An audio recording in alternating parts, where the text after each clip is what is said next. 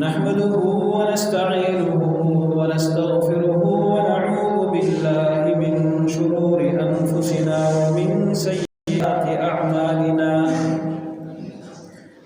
मन यहदिहिल्लाहु फला मुदिल्ल लहु व मन युद्लिल फला हादिय लहु व अशहदु अन ला इलाहा इल्लल्लाहु वहदहु ला शरीका लहु वअशहदु अन्न मुहम्मदन अब्दुहु व रसूलुहु अम्मा बअदु फ़इन्न खैरल हदीस किताबुल्लाह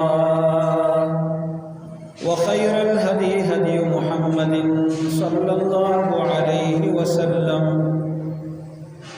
व शर्रल उमूरि मुहदसातुहा व कुल्लु मुहदसतिन बिदअह व कुल्लु बिदअतिन ज़लाला व कुल्लु ज़लालतिन फिन्नार। अऊज़ु बिल्लाहि अस्समीइल अलीम मिनश शैतानिर रजीम मिन हमज़िही व नफ़्ख़िही व नफ़्सिही। या अय्युहल्लज़ीना आमनु इत्तक़ुल्लाह हक़्क़ तुक़ातिही व ला तमूतुन्न इल्ला व अंतुम मुस्लिमून।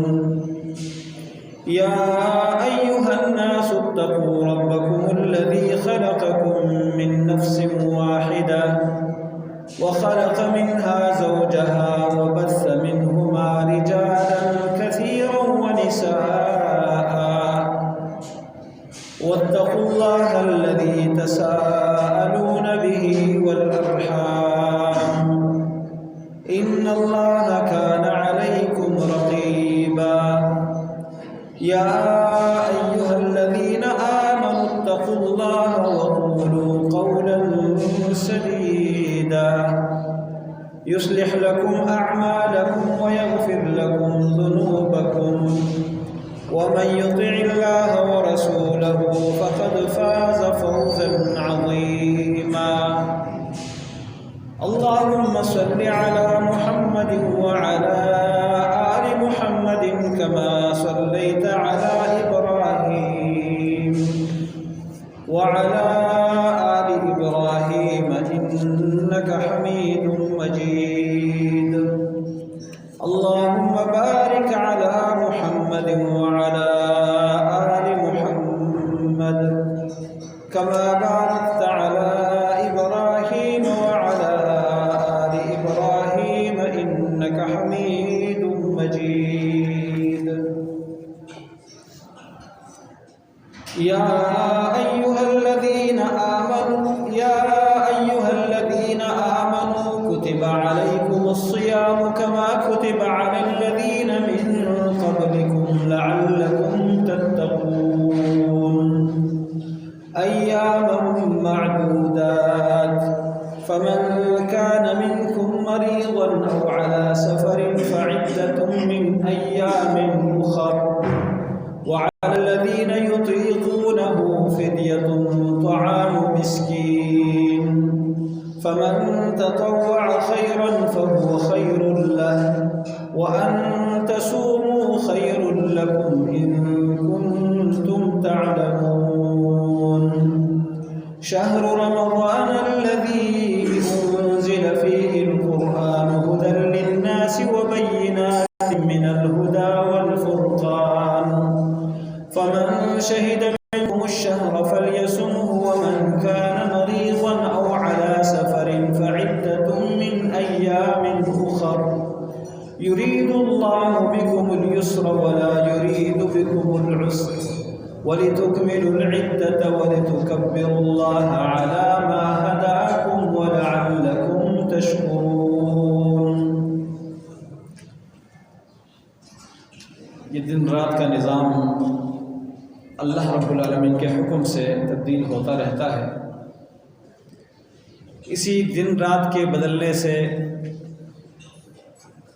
महीने बदल जाते हैं, साल बदल जाता है, सदियां बदल जाती हैं, इंसान की ज़िंदगी गुज़र जाती है और वो अपने मौत के करीब तर होकर पहुंच जाता है। اس زندگی میں اللہ نے اپنے بندے کو اپنے حکم کے مطابق زندگی گزارنے کا پابند بنایا ہے۔ کون سا مہینہ کیسے گزارنا ہے، اس میں کیا کیا خاص اعمال ہیں جن کا کرنا اللہ کی طرف سے لازم اور ضروری ہے، یہ اللہ نے وعدے کر دیے ہیں۔ اور اہل اسلام جس کا معنی یہ ہے اسلام کا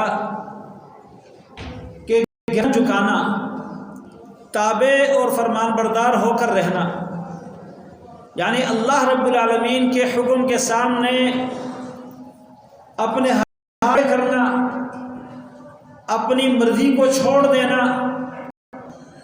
اور رب نے کہا یہ کرو وہ کرنا، رب نے کہا یہاں رک جاؤ وہاں رک جانا، یہ اہل اسلام ہے۔ ان کی زندگی کا اصل مقصد یہی ہے کہ رب کا حکم آئے اور ہم اس کی تعمیل کریں، وہ کرنے میں اور نہ کرنے میں اللہ کے حکم کے پابند رہتے ہیں۔ اللہ تبارک و تعالیٰ نے اپنے بندوں کے لیے کھانے پینے کی بہت ساری چیزیں حلال کر دی ہیں، ان کے لیے اپنی جائز شہوت پوری کرنے کے لیے نکاح کا ذریعہ اور اسی طرح لونڈیوں کا ذریعہ رکھا تھا۔ اس کے علاوہ مختلف قسم کے حلال مشروبات اللہ نے پیدا کیے ہیں اور انسان کو ان سے فائدہ اٹھانے کی اجازت دی ہے، لیکن جہاں رب ان حلال چیزوں سے بھی روکے اور کہہ دے کہ یہ نہیں پینا، یہ نہیں کھانا، یہ نہیں کرنا، اگرچہ وہ عام اوقات میں چیز حلال تھی، لیکن اللہ کے حکم کی وجہ سے جس وقت تک اللہ نے پابندی لگائی ہے اس پابندی کو اپنے اوپر لاگو کرنا یہ مسلمان کی شان ہے۔ اللہ تبارک و تعالیٰ نے سال میں ایک مہینہ ایسا مقرر کیا ہے جو عام مہینوں سے ہٹ کر کچھ پابندیوں کو لے کر یہ مہینہ آتا ہے۔ اب شعبان کا تقریباً آخری ہفتہ ہے، اس کے بعد جو اسلامی سال کا 10واں مہینہ 9واں مہینہ اسلامی سال کا 9واں مہینہ رمضان وہ شروع ہونے جا رہا ہے، اور اس مہینے کی اہمیت، افضلیت، اس کی بہتری اور فضیلت قرآن کریم کے مختلف مقامات پر اللہ نے بیان کی ہے۔ سورۃ البقرہ میں رب العالمین نے فرمایا شہر رمضان الذی انزل فیہ القرآن، رمضان تو وہ مہینہ ہے جس میں قرآن اتارا گیا ہے۔ قرآن کے اترنے کا حوالہ دے کر رب العالمین نے اس مہینے کی بہتری اور فضیلت بیان فرمائی ہے۔ یہاں پر ہمیں یہ بات ذہن میں رکھنی چاہیے کہ جس چیز کی نزول کا حوالہ دے کر رمضان کی افضلیت اور بہتری بیان کی گئی ہے اس کی اپنی کیا افضلیت ہوگی، یہ ایک مستقل موضوع ہے کہ جو اس مہینے میں نازل ہونے والا قرآن ہے اس قرآن کے نزول کا حوالہ دے کر اللہ نے رمضان کی افضلیت اور اس کی عظمت ہمارے سامنے بیان کی ہے، تو اس نازل ہونے والی کتاب کی کیا عظمت ہوگی۔ لیکن آج میں اس موضوع کی طرف نہیں جانا چاہتا، آج میں آپ کے سامنے یہ بیان کرنا چاہتا ہوں کہ یہ جو مہینہ آ رہا ہے اس کی کیا شان ہے، کیا عظمت ہے، اور اس کے آنے پر ہمیں کیا کرنا چاہیے، اس کے آنے سے پہلے ہمارے اس کے لیے جذبات، تأثرات کیا ہونے چاہیے۔ یہ عبادت کا بہترین موسم ہے۔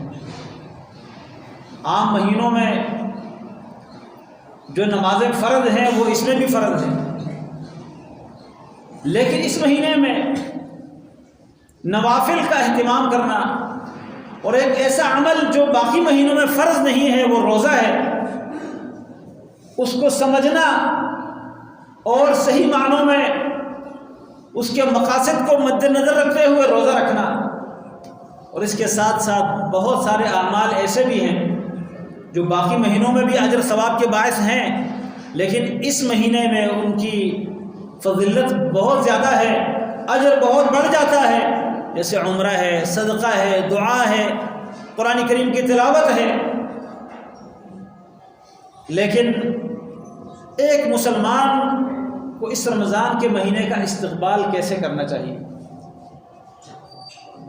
عام طور پر دنیا میں دو طرح کی خوشیاں ہوتی ہیں جس کا قرآن میں ذکر آیا ہے۔ ایک تو وہ خوشی ہے جو اللہ کی طرف سے ناقابل حوصلہ افزائی یا اللہ کی طرف سے ناپسندیدہ ہے۔ وہ کیا ہے؟ مال دولت پر اتنی خوشی کا اظہار کرنا کہ انسان اسی کو اپنی زندگی کا مقصد سمجھ بیٹھے اور اس کی خوشی میں اپنے اصل مقصد کو بھول جائے۔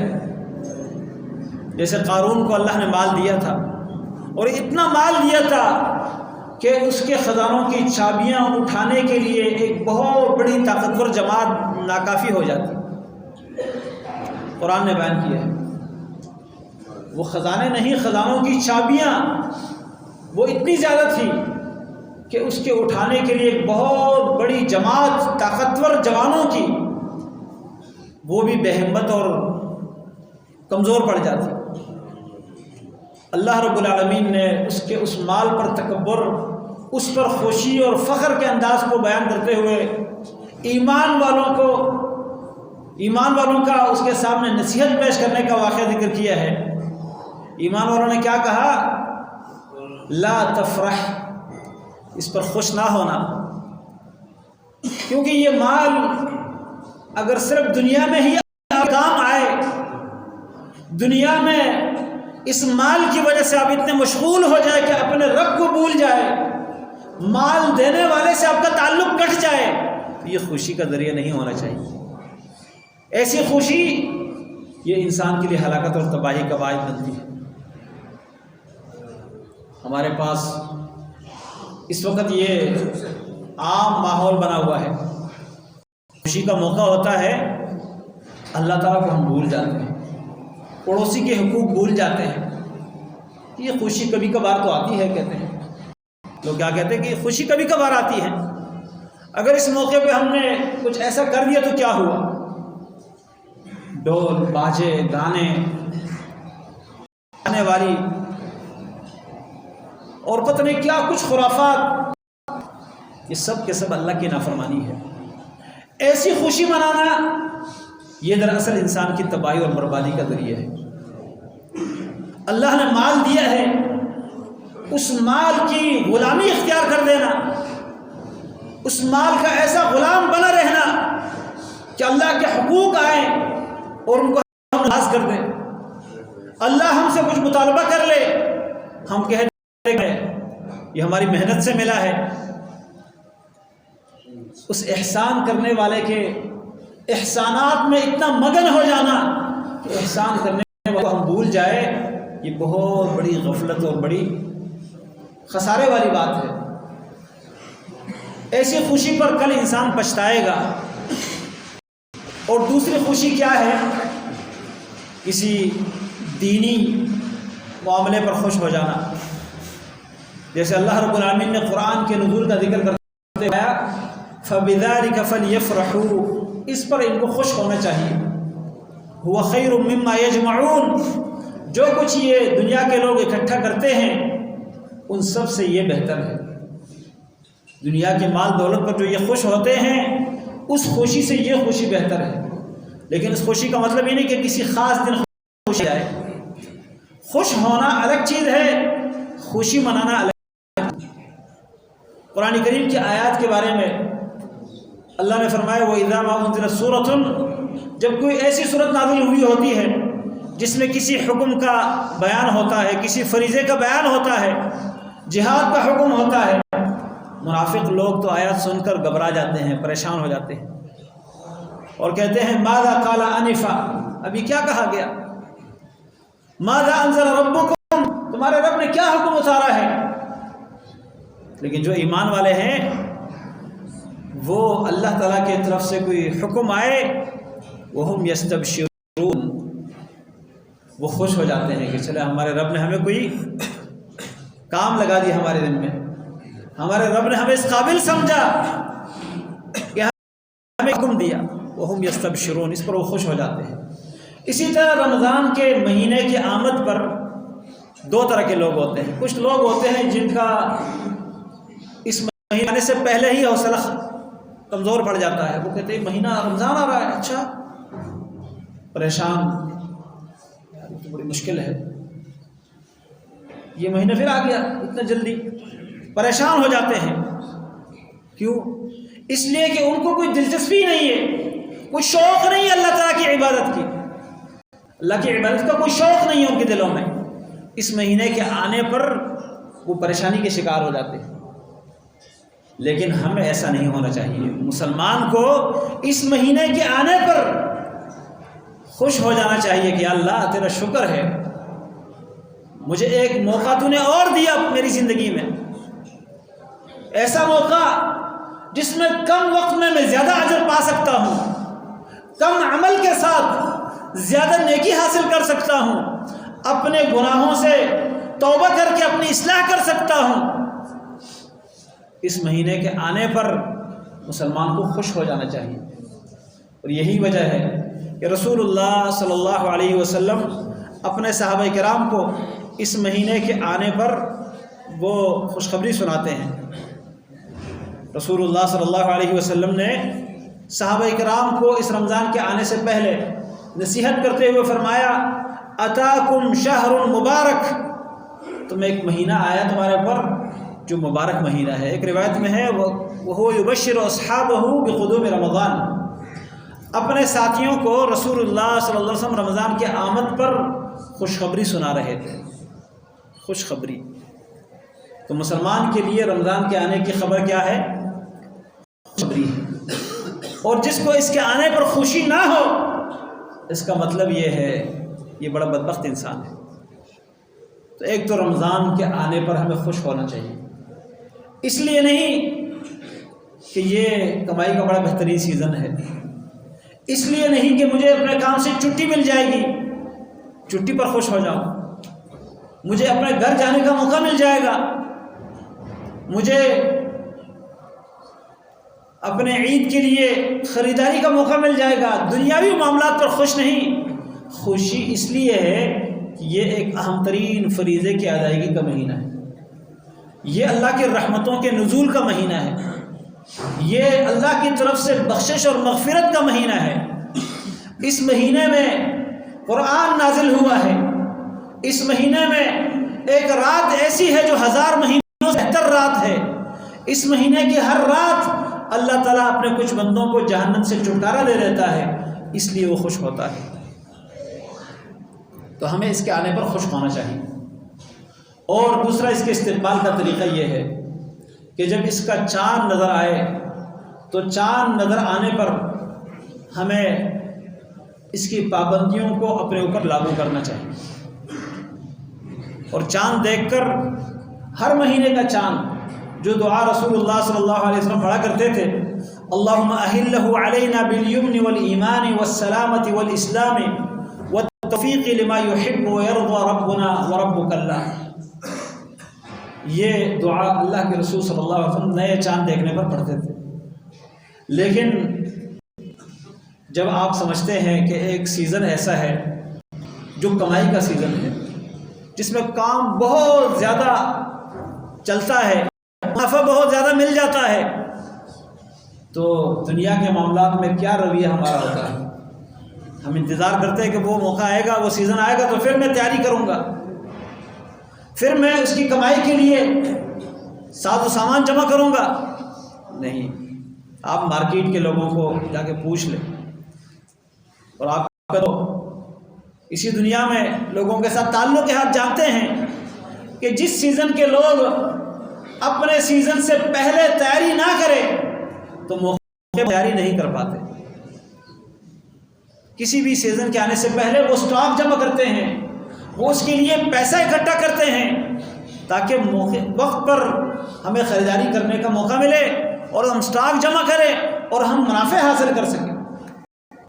یہ ہر پیشے کے لوگ اس لیے کہ ان کو پتہ ہے کہ میں اگر ٹائم پر وقت سے پہلے تیاری نہ کروں تو موقع پر تیاری کا موقع وقت پر تیاری کرنے کا موقع نہیں ملے گا۔ اسی لیے اس رمضان کے آنے سے پہلے ہمیں ذہنی طور پر اپنے آپ کو تیار کرنا چاہیے کہ یہ مہینہ میری زندگی کا ایک سنہرا موقع ہے۔ یہ اگر ہاتھ سے نکل گیا پتہ نہیں آئندہ نصیب ہوگا بھی یا نہیں، کیونکہ کتنے ایسے مسلمان میرے ساتھ ایک مسجد میں نماز پڑھنے والے، ایک ہی علاقے میں رہنے والے، روز ملنے والے، مہینہ تو آ رہا ہے لیکن ان کو نصیب نہیں ہو۔ یہ مہینہ تو آ جائے گا لیکن وہ نہیں ہے، اور میں آج ہوں، رمضان تک پہنچ سکتا ہوں یا نہیں میرے پاس اس کی گارنٹی نہیں، اور اگر یہ مہینہ مجھے تو میں اس میں وہ کچھ کروں گا جس پر بعد میں مجھے پچھتاوا نہ ہوگی یہ مہینہ میں نے ویسے ضائع کر دیا۔ اس لیے پہلے سے تیاری ذہنی طور پر، اور یہ ہے کہ اللہ رب العالمین کی طرف سے اس مہینے کے آنے کو اپنے لیے ایک نعمت، اللہ کی رحمت، اس کا احسان سمجھ کر شکریہ ادا کرنا چاہیے۔ اے اللہ تیرا شکر ہے، اس مہینے کے آنے سے پہلے تو نے میری نہیں لی، مجھے موقع دے دیا، یا اللہ مجھے اس میں توفیق بھی دے دے۔ اور توفیق کے لیے ضروری یہ بھی ہے کہ انسان کے اندر تڑپ ہو، کوئی جذبہ ہو، کوئی شوق ہو۔ صحابہ کرام، تابعین، ان کے واقعات اگر آپ پڑھیں گے حیران ہو جائیں گے کہ وہ رمضان کے گزرنے کے بعد 6 مہینے تک تو دعائیں کرتے تھے کہ اللہ جو اس رمضان میں ہم نے کیا وہ قبول فرما، اور اگلے 6 مہینے میں، 5 مہینے میں وہ رمضان کے آنے کے لیے دعائیں کرتے تھے کہ اللہ رمضان کا مہینہ ہمیں نصیب کر دے۔ اور ہمارے اوپر یہ مہینہ آ رہا ہے تو ہمیں کوئی خوشی کا احساس نہیں، کوئی جذبہ نہیں، کوئی شوق نہیں۔ یہ اندر سے ہماری ایمان کی کمزوری کی علامت ہے۔ اس مہینے کا استقبال وہ یہ ہے کہ میں پہلے سے اپنے گناہوں کو گن گن کے رکھوں کہ اللہ رمضان سے پہلے میں یہ گناہ بھی کرتا رہا، یہ بھی کرتا رہا، یہ بھی کرتا رہا، یہ بھی کرتا رہا، بہت لمبی لسٹ ہے، میں نے اپنے نام اعمال کو سیاہ کیا ہے۔ اے اللہ یہ تو نے مجھے موقع دیا، آج کے بعد، اس رمضان کے بعد میں اپنی اصلاح کرتا ہوں، میں پچھلے تمام گناہوں پر یا اللہ تجھ سے شرمندہ ہو کر، پچھتا کر معافی مانگتا ہوں، یا اللہ مجھے معاف کر دے، آئندہ اپنی اصلاح کرتا رہوں گا۔ اس رمضان کے مہینے کو اپنی زندگی بدلنے کا مہینہ سمجھ لینا چاہیے۔ اور پھر اس کی تیاری کا ایک طریقہ یہ بھی ہے کہ اس مہینے میں میرے اوپر اللہ نے کیا فرض کیا ہے، اس مہینے کو میں نے کیسے گزارنا ہے، میں ان اعمال کو، ان احکام کو جان لوں، کیونکہ عمل سے پہلے عمل کا علم یہ ضروری ہوتا ہے۔ کوئی بھی عمل جب آپ کے اوپر فرض ہو جاتا ہے، اس عمل کا طریقہ سیکھنا بھی آپ کے اوپر فرض ہے۔ آپ کے لیے ضروری ہے کہ آپ نماز پڑھنے سے پہلے وضو کریں۔ وضو کرنا آپ پر فرض ہے تو وضو کا طریقہ سیکھنا آپ کے اوپر پہلے فرض ہے۔ آپ کے اوپر اگر غسل فرض ہے تو غسل کا طریقہ سیکھنا آپ کے لیے پہلے فرض ہے۔ اسی طرح رمضان کے روزے آپ پر فرض ہے تو آپ کو روزے کا علم حاصل کرنا چاہیے کہ روزہ ہے کیا۔ الصوم عربی کا لفظ ہے اور اس کی فرضیت اللہ نے قرآن کریم میں ان الفاظ سے بیان کی ہے، یا ایھا الذین آمنوا کتب علیکم الصیام کما کتب علی الذین من قبلکم لعلکم تتقون۔ اے ایمان والو، تم پر روزے فرض کیے گئے ہیں جس طرح تم سے پہلے لوگوں پر فرض کیے گئے تھے، تاکہ تم پرہیز کرنے والے بن جاؤ۔ اب روزے ہم پر فرض ہیں، کتنے فرض ہیں، کیسے فرض ہیں، روزہ کس کو کہتے ہیں، صوم کس چیز کا نام ہے، یہ مجھے پوچھنا ہے اللہ کے پیارے نبی صلی اللہ علیہ وسلم سے، آپ کے عملی تعلیم سے، آپ نے کس کو صوم کہا، کب سے کب تک کہا؟ قرآن نے تو یہ کہہ دیا فَكُلُوا وَاشْرَبُوا، کھاؤ پیو حَتَّى يَتَبَيَّنَ لَكُمُ الْخَيْطُ الْأَبْيَضُ مِنَ الْخَيْطِ الْأَسْوَدِ، یہاں تک کہ سفید داغا کالے داغے سے الگ اور واضح ہو جائے۔ اب یہ آیات نازل ہوئی، ایک صحابی عدی بن حاتم رضی اللہ عنہ، وہ اپنے تکیے کے نیچے 2 داغے رکھتے ہیں، ایک سفید داغا اور ایک کالا داغا، اور رات بار بار اٹھتے ہیں، دیکھتے ہیں کہ ابھی کھانا پینا بند ہو گیا نہیں ہوا، کھاتے رہے یہاں تک کہ جب ایک دفعہ تکیہ اٹھا کر دیکھا تو سفید داغا اور کالا داغا ایک دوسرے سے الگ ہو گئے، پہچان ہو گئی کہ یہ کالا ہے اور یہ سفید ہے، اتنی روشنی ہو گئی۔ صبح نبی علیہ السلام کے پاس آ کر کہنے لگے کہ اللہ کے رسول صلی اللہ علیہ وسلم، رات کو میں اپنے سرانے کے نیچے میں نے 2 داغے رکھ دیے، ایک سفید ایک کالا، اور بار بار میں اٹھ کر دیکھتا رہا کہ کب تک میں کھا پی سکتا ہوں، تو سفید اور کالا داغا جب تک الگ نہ ہو سکا اس وقت تک میں کھاتا رہا۔ نبی علیہ السلام نے فرمایا ان وسادتک لعریض، آپ کا تکیہ تو بہت چوڑا ہے کہ مشرق اور مغرب اس کے نیچے آ گئے۔ مشرق اور مغرب، یہ سفید داغا اور کالا داغا سے مراد کیا ہے؟ جو مشرق سے مغرب کی طرف ایک لائن آتی ہے، اس کے بعد اندھیرا ہو جاتا ہے، یہ کالا داغا ہے، یہ صبح کاذب ہے۔ اور سفید داغا کیا ہے؟ آسمان کے کناروں میں آہستہ آہستہ پھیلنے والی صبح کی جو روشنی ہوتی ہے، صبح صادق، یہ مراد ہے۔ اگر آپ کے تکیے کے نیچے یہ سارے آسمان کے کنارے آ گئے تو پھر تو مطلب آپ کا تکیہ بہت چوڑا ہے۔ اس کا مطلب یہ نہیں ہے، اس کا مطلب یہ ہے من الفجر، اگلی آیت کا اگلا حصہ نازل ہوا کہ فجر ظاہر ہو جائے، تو فجر صبح صادق اس کے یقینی ظاہر ہونے پر آپ کا کھانا پینا بند ہونا چاہیے۔ اللہ کے نبی نے وضاحت کر دی۔ آگے اللہ نے فرمایا ثم اتموا الصیام الی اللیل، پھر روزہ پورا کرو رات تک۔ اب رات کس کو کہتے ہیں؟ ہمارے معاشرے میں رات 12 بجے بھی شروع ہو جاتی ہے، کسی کی رات 11 بجے ہوتی ہے، جی کسی کی رات 8 بجے شروع ہو جاتی ہے۔ لیکن رات شریعت میں کس کو کہتے ہیں؟ اللہ کے نبی صلی اللہ علیہ وسلم نے کس کو رات کہا ہے؟ آپ صلی اللہ علیہ وسلم ایک سفر میں تھے، ایک صحابی سے کہا انزل فجدح لنا، اتر جاؤ ہمارے لیے ستو پانی میں بھگو دو۔ اس نے کہا اللہ کے نبی ابھی تو دن ہے، رمضان کا مہینہ تھا، ابھی تو دن ہے۔ نبی علیہ السلام نے فرمایا انزل فجدح لنا، اتر جاؤ ستو بھگو دو۔ اس نے کہا کہ اللہ کے نبی ابھی تو دن ہے۔ فرمایا اذا اقبل اللیل من ها هنا وادبر النهار من ها هنا فقد افطر الصائم وغربت الشمس فقد افطر الصائم، جب رات یہاں سے آنا شروع ہو جائے اور دن سے پیٹ کر دے اور سورج ڈوب جائے تو روزہ دار کا روزہ افطار ہو گیا۔ تو رات کس کو کہا؟ سورج غروب ہونے کو، سورج ڈوب جانے کو۔ مغرب کے آذان جس وقت ہوتی ہے یہ رات شروع ہو جاتی ہے۔ اس کے بعد آپ اس کو شام کہیں، اس کو مغرب کہیں، یہ رات ہے، یہ رات کا حصہ ہے۔ اب روزہ صوم کس کو کہا؟ صوم کا لفظی معنی رک جانا۔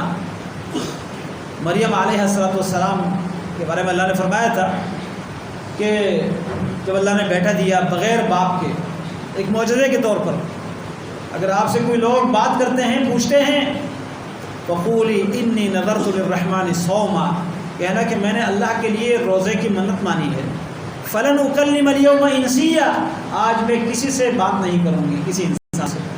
مانا یہ کہ انسانوں کے ساتھ بات کرنے سے میں نے روزہ رکھا ہے، تو بات کرنے سے رک جانا اس کو روزہ کہا جاتا ہے۔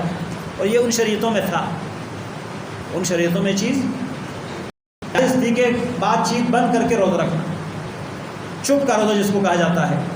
اسلام میں یہ نہیں ہے، اسلام میں ایسا روزہ رکھنا جائز نہیں ہے۔ لیکن صوم رک جانے کو کہا جاتا ہے۔ کس چیز سے رک جانا؟ کچھ چیزیں قرآن نے بیان کی ہے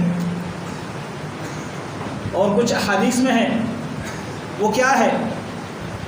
کھانا اور جو کھانے کے حکم میں آتے ہیں، پینا جو پینے کے حکم میں آتے ہیں، یعنی ایک حقیقی کھانا ہوتا ہے جو منہ سے انسان کھاتا ہے، ایک وہ کھانا ہے جو خوراک کی کمی کسی نالی کے ذریعے پوری کر دی جاتی ہے، یہ بھی کھانا ہے۔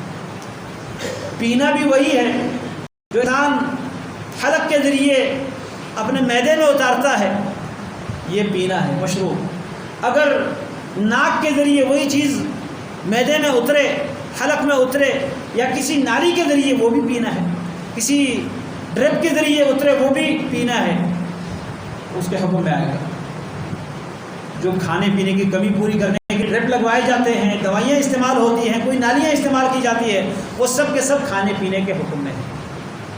اور اس کے علاوہ اپنی شہوت کو پورا کرنا، مجامعت، ہم بستری یا بغیر ہم بستری کے اپنی شہوت کو پورا کرنا، یہ بھی مفطرات الصوم میں سے ہے۔ اس سے بھی روزہ رکھنا ضروری ہے، رک جانا ضروری ہے، صبح سے لے کر شام تک۔ اگر کوئی ان کاموں میں سے کوئی کام کر لے، اس کی کیا سزا ہے، اس حوالے سے انشاءاللہ اگلے جمعے کو بیان کریں گے۔ پھر روزے کے متعلق باقی جو احکام ہیں، روزہ اللہ نے فرض کیا ہے، کون لوگ ہیں جن پر روزہ فرض ہے، اور کون ہے جو فرضیت صوم سے مستثنا ہے، اور پھر جو مستثنا ہے ان کے لیے کیا طریقہ کار ہے کہ وہ روزے کی کمی کیسے پوری کر سکتے ہیں، اس کے حوالے سے انشاءاللہ آئندہ گفتگو کریں گے۔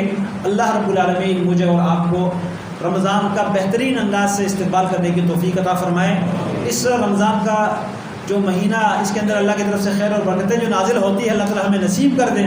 اللہ رب العالمین ہمارے لیے یہ رمضان کا مہینہ گناہوں کی بخشش اور مغفرت کا مہینہ بنا دے، اللہ تعالیٰ ہماری اصلاح کا مہینہ بنا دے، اللہ تعالیٰ ہمیں نصیب کر دے۔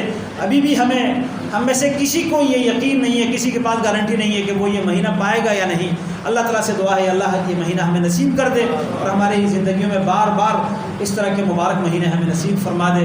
اللہ تعالیٰ ہمارے گناہوں کو معاف کر دے۔ ربنا ظلمنا انفسنا وان لم تغفر لنا وترحمنا لنكونن من الخاسرین۔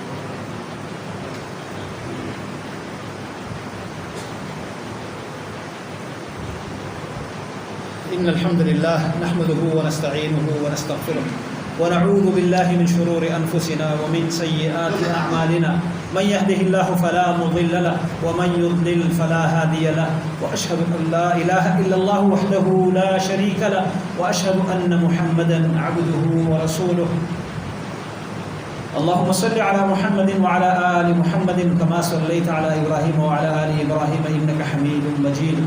اللهم بارك على محمد وعلى آل محمد كما باركت على ابراهيم وعلى آل ابراهيم انك حميد مجيد۔ رمضان کے آنے سے پہلے ہمیں کچھ ایسے اعمال کرنے چاہیے کہ اللہ تعالیٰ کو ہمارے اعمال پسند آئے، اور وہ ہمیں مزید نیکیوں کی توفیق دے، کیونکہ عمل کی قبولیت اس کی ایک علامت یہ ہوتی ہے کہ اس کو مزید نیکیوں کی توفیق مل جاتی ہے۔ تو ایسے اخلاص کے ساتھ ہمیں عمل کرنا چاہیے کہ ہمارا عمل اللہ کے ہاں قبول ہو جائے، اور آگے ہمیں مزید نیکیوں کی توفیق مل جائے، اور پھر نیکی سے نیکی کی طرف راستہ بن جاتا ہے۔ ایک نیکی دوسری نیکی کی طرف لے جاتی ہے، جیسے ایک گناہ دوسرے گناہ کی طرف لے جاتا ہے، اسی طرح نیکیاں بھی آپس میں ایک مربوط ہوتی ہے، اور ایک نیکی سے انسان دوسرے نیکی کی طرف چلا جاتا ہے۔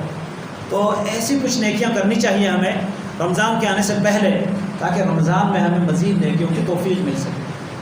اور پھر خاص طور پر ہمارے وہ بھائی یا وہ ہماری بہنیں جو پہلے رمضانوں میں کوتاہیاں کرتے رہے ہیں روزہ رکھنے میں، عبادات کرنے میں، ان کو اللہ تعالیٰ سے سچی معافی مانگ کر، توبہ کرتے ہوئے، پچھتاتے ہوئے، اپنے کیے ہوئے جو گناہ ہیں ان کی معافی مانگنی چاہیے۔ اور عام ہم میں سے ہر شخص گناہ گار ہے، استغفار، معافی مانگنا، اللہ کے ساتھ اپنا کھاتا صاف کرنا، تاکہ آگے اللہ تعالیٰ ہمارے لیے نیکیوں میں آسانیاں فرما دے۔ اور اس کے ساتھ ساتھ جو ذہنی طور پر تیار نہ ہونا، تو عام موقع پر، عین موقع پر پھر مشکل ہو جاتا ہے۔ کئی لوگ پہلے سے ذہن بنا بیٹھے ہوتے ہیں کہ اس دفعہ میں نے رمضان کے روزے چھوڑنے کا کیا حیلہ، کیا طریقہ اپنانا ہے۔ کوئی کہتا ہے جی میرا کام بڑا سخت کام ہے، بہت مشکل کام کر رہا ہوں۔ کوئی کہتا ہے گرمی بہت زیادہ ہوتی ہے میرے کام میں جہاں میں کام کرتا ہوں۔ کوئی کیا بہانہ۔ میرے محترم بھائیوں، اللہ تعالیٰ کسی پر ظلم نہیں کرتا۔ اللہ تعالیٰ اپنے بندوں پر وہ عمل فرض نہیں کرتا جو بندے کی طاقت میں نہ ہو، اور جو اللہ نے فرض کیا ہے وہ بندے کی طاقت میں ہے۔ جو بندہ کہتا ہے میری طاقت میں نہیں، وہ جھوٹ بولتا ہے، کیونکہ اللہ تعالیٰ کا کوئی بھی فیصلہ اس کے حکمت کے خلاف نہیں ہوتا۔ ہاں جس کے لیے مشقت ہے، جیسے بیمار ہے، اللہ نے بیمار کو گنجائش دی ہے، بیمار نہیں رکھ سکتا، اتنی شدید تکلیف میں ہے وہ نہ رکھے، بعد میں رکھ لے جب ٹھیک ہو جائے۔ مسافر ہے، سفر میں روزہ رکھنا مشکل ہوتا ہے، اللہ تعالیٰ نے اجازت دی ہے، ابھی نہ رکھے تو بعد میں رکھ لے، کوئی حرج کی بات نہیں ہے، رکھنا چاہے تو رکھ سکتے ہیں۔ لیکن اس کے علاوہ بیمار اور مسافر کے علاوہ تندرست ہو، حیض کی حالت میں عورت نہ ہو، نفاس کی حالت میں نہ ہو، بچے کو دودھ پلانے کی ایسی حالت میں نہ ہو جس سے دودھ میں کمی آتی ہو اور بچے کی خوراک پوری نہ ہوتی ہو، یا ایسے بڑھاپے میں نہ ہو جس سے روزہ رکھنا اس کے لیے ناممکن ہو، تندرست صحت مند ہو لیکن کہتے ہیں میرا کام سخت ہے، تو ایسے کام کو یا تو آپ رات کی طرف منتقل کر دیں، دن کو آرام کر لے، رات کو کام کریں، یا وہاں سے ڈیوٹی چھوڑ دے، یا مشقت برداشت کر لے۔ اللہ کسی پر ظلم نہیں کرتا۔ اگر سفر کے علاوہ حضر میں تندرست آدمی کے لیے روزہ افطار کرنے کی گنجائش ہوتی کسی کام کی وجہ سے تو اللہ تعالیٰ ضرور اس کی چھوٹ دے دیتا ہے، لیکن نہیں دی، تو پھر یہ کہنا کہ جی میں بہت وزن اٹھاتا ہوں، میں بہت مشکل کام کرتا ہوں اور میں تو پورا دن محنت کرتا ہوں۔ آپ کی محنت آپ کی دنیا کے لیے ہے، اور آپ کے رب کو اس بات کا اچھی طرح علم ہے کہ یہ اس روزے کی طاقت رکھتا ہے، اس لیے اللہ نے پر روزہ فرض کیا، لہذا کوئی بھی بہانے ڈھونڈنے کی کوشش نہ کریں، ذہنی طور پر پہلے سے اپنے آپ کو تیار رکھیں اور اپنے آپ کو مضبوط کرتے ہوئے رب سے بھی ہمت مانگ لیں، اللہ تعالیٰ سے استطاعت اور توفیق مانگ لیں، انشاءاللہ اللہ توفیق دے دے گا۔ کوئی بھی کام جب انسان اللہ سے مدد مانگتا ہے اور اللہ کا حکم سمجھتے ہوئے شروع کر لیتا ہے، اللہ تعالیٰ اس کے لیے آسان بنا دیتا ہے، اور اس کی بہت ساری مثالیں موجود ہیں۔ صحابہ کرام جنگیں بھی لڑتے رہیں، اپنے باغات میں کام بھی کرتے رہیں، مشقت والے کام کرتے رہیں، لیکن اس کے باوجود روزہ انہوں نے رکھا تو اللہ نے روزہ رکھنے کی ان کو توفیق بھی دی ہے۔ اور اگر ہم اس کو یہ اپنے اوپر بوجھتے ہوئے مشکل سمجھتے ہوئے اس سے جان چھڑانے کی کوشش کریں گے تو توفیق سے محروم رہیں گے۔ اللہ تعالیٰ ہمیں توفیق سے محروم نہ کر دے، اللہ تعالیٰ صالح اعمال کی توفیق دیے رکھے، زندگی دے ایمان، صحت اور عافیت کی اور نیکیوں کی توفیق کی۔